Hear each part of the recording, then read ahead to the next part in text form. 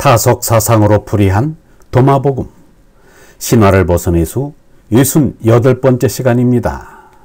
오늘은 얼날을 위한 삶, 얼날을 위한 삶이라는 제목으로 말씀드리겠습니다. 경애하는 얼번 여러분, 몸이 괴롭게 살다가 싱겁게 죽어버린 것은 거짓 나의 몸나를 참나로 착각 말라는 뜻이라 그렇습니다. 그러나 사람들은 몸이란 끔찍하고 허망하다는 것을 보면서도 자꾸만 몸나에 집착합니다. 참으로 안타까울 정도로 몸나에 매달립니다.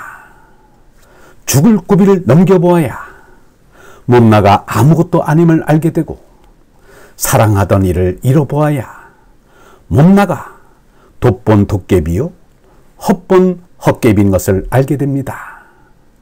그러므로 몸나의 고통과 몸나의 허망함을 가지고 하느님께 시비하는 어리석은 생각은 버려야 합니다.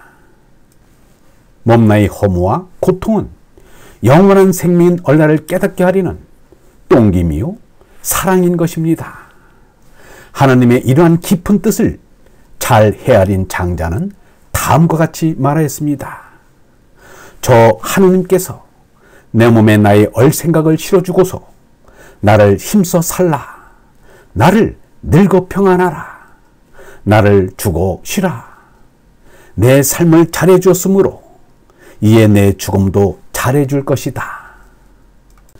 얼날을 깨닫기 위해 죽을 때까지 노력한 톨스토이는 사람에게는 두 가지 길이 있다면서 몸날을 위해 사는 길과 얼날을 위해 사는 길을 구분하였습니다. 그는 몸을 위해 살아가는 길은 허망한 욕망 속에서 점점 약해지다 죽음으로 끝나는 반면, 얼날을 위한 삶은 기쁨으로 넘쳐나면서 마침내 죽음조차도는 두려워하지 않게 된다고 했습니다. 또한 얼날만이 영원한 생명이라고 했습니다.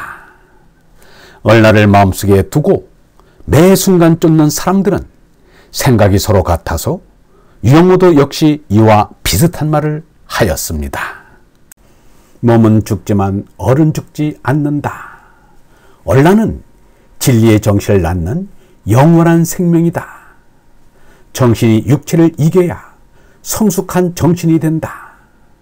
죽음이란 육체의 멸망이요 정신의 승리이다. 그래서 예수는 십자가 위에서 내가 세상을 이겼노라고 말했다. 자기 육체의 죽음을 보며 미소 지을 수 있는 정신이 성숙한 정신이다. 나에게는 목숨을 버릴 권리도 있고 다시 얻을 권리도 있다고 할 수 있을 때 이 나는 온전한 정신이다. 온전한 정신을 낳는 얼라는 죽지 않는 영원한 생명이다.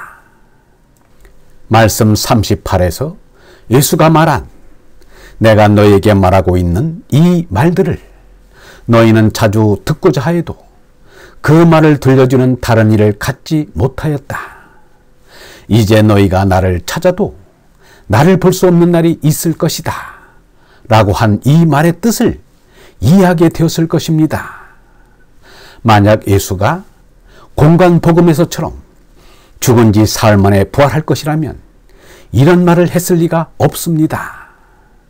육체의 부활설과 동정녀 탄생설은 이 세기에 아리스티온이 첨가 증거했다는 것을 신학계가 정설로 받아들이고 있음에도 기독교에서는 아직도 이를 인정하지 않고 있습니다. 그러므로 해서 예수를 믿는 종교라고 자처하면서도 예수의 말씀과는 정반대로 가르치고 있습니다. 자기들만 하늘나라에 들어가지 못하는 것이 아니라 남들도 하늘나라에 들어가지 못하도록 두 팔 벌려 가로막고 있는 것입니다. 하나님은 학문을 초월하지만 비학문적인 것은 아닙니다.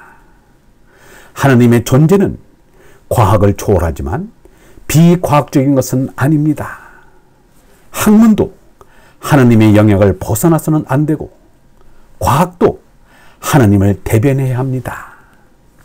21세기에 와서도 비과학적인 것을 신앙한다면 그것은 어리석거나 고의로 거짓을 일삼고 있는 것입니다. 지금의 기독교는 육체 부활설과 동정녀 탄생설을 버려야 합니다. 육체의 부활설과 동정녀 탄생설을 버려야 예수가 말씀한 진리가 뚜렷해집니다. 기독교가 겸허히 도마복음 말씀 38의 의미를 다시 새겨보아야 할 때입니다. 언젠가는 그렇게 할 것이라 믿습니다. 얼번 여러분, 몸나는 쓸데없고 얼라만이 영원합니다. 성경의 말씀을 뚫어볼 줄 알아야 예수의 말씀이 진리가 보입니다. 영성신학원 다속 아카데미의 하늘소리였습니다.